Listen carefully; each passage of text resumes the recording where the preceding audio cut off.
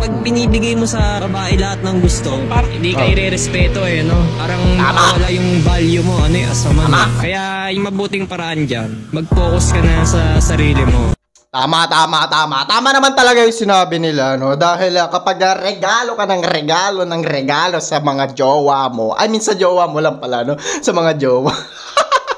Hindi, men. Dahil ang asahan nila lang sa'yo, yung merong gitching, pero kapag para sa akin mas unahin ko na lang yung sarili ko para tumaas yung standard mo naman, no? At saka lumago yung buhay mo, hindi yung ipupursige mo yung pagjojowa-jowa na yan. Unahin mo yung sarili mo dahil kapag mayaman ka na at saka maganda na yung buhay mo, mas makakakuha ka, magkakaroon ka pa ng mas maganda at saka mas komportableng magiging jowa at saka